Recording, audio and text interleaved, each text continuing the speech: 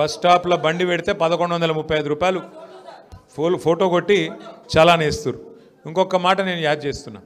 నిన్న మొన్న మీరు చూసినో లేదో, మీరు అందరు చూసినో లేదో అమ్మ, ఎట్లయిపోయింది రాష్ట్రంలో పరిస్థితి అంటే, ఇదివరకు కేసీఆర్ గారు ఉన్నప్పుడేమో పెద్ద మనిషి, ఆయన అంటే ఒక భయము ఒక భక్తి ఉండే. రాష్ట్రంలో ఎమ్మెల్యే అయినా ఎంపీ అయినా మినిస్టర్ అయినా ఒక భయం భక్తి ఉండే కేసీఆర్ అంటే. కానీ ఆజ్కల్ క్యా హో గయా, సీదా కొండా సురేఖమ్మ ఉన్నది మంత్రి, ఆమె బిడ్డ, ఆమె పేరేదో ఉన్నది, ఆమె వచ్చి మొన్న ఏమేమి మాట్లాడిందో చూసినరా మీరు? దేखे आपने देखे? एक वजीर है కొండా సురేఖ మేడం, उनकी बेटी సుష్మిత. तो क्या बोले उन्होंने, ఏమైందట అంటే మొన్న ఈ మధ్యన ఒక కేసు అయింది, పోలీస్ కేసు. ఏమిటిది కేసు? కేసు ఏమిటిది అంటే, కొండా సురేఖ వాళ్ళ OSD బోలతో PA, Konda Surekha minister గారి పిఏ తుపాకీ పట్టుకొని పోయి ఒక ఇండస్ట్రియలిస్ట్ను బెదిరించిండు. उसके सर पे बंदूक लगा के तू पैसे देता नहीं देता बोल के उसको डराए बोल के पुलिस केस करे. सो उसको पकड़ने के लिए पुलिस उनके घर पे पहुंचे, मिनिस्टर के घर पे. मालूम कहाँ पे क्या हुआ? मिनिस्टर की बेटी बाहर निकल के उन्होंने खुल के बयान दे दी.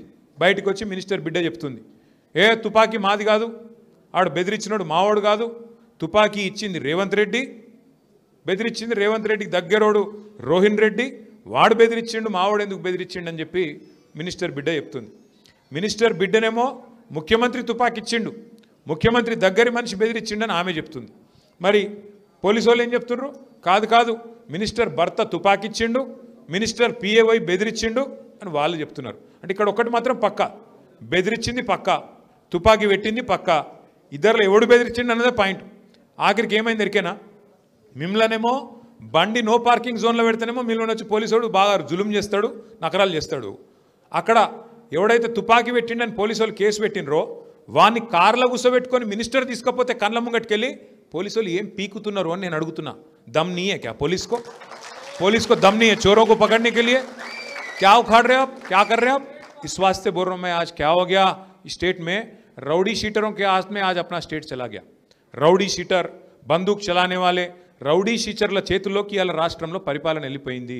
మీ జూబ్లీహిల్స్లో కాంగ్రెస్ ఇచ్చిన క్యాండిడేట్ కూడా ఆయన కూడా గసంటోడే, ఆయనేం సకటోడు కాదు. మరి రేపు ఏమైతే దొరికేనా, మీరు ఒక్కొక్కరు పోయి హఫ్తా ఇవ్వాలి, ఒక్కొక్కరు హఫ్తా ఇవ్వాలి. ఆటో వాళ్ళు, ఇడ్లీ బండి నడుపుకుంటోళ్ళు, చిన్న చిన్న వ్యాపారాలు చేసుకుంటోళ్ళు హఫ్తా ఇవ్వకపోతే మీ బొక్కలు సాఫ్ చేస్తా కొడుక అని చెప్పి బెదిరించే రౌడీలకు గుండాలకు ఓట్లు వేస్తామా? అసొంటోళ్ళకి ఓట్లు వేద్దాం హైదరాబాద్లో? గదే ఆలోచించుకోవాలి. జూబ్లీహిల్స్లా గిసొంటోళ్ళే దొరికిర్రాయిగా.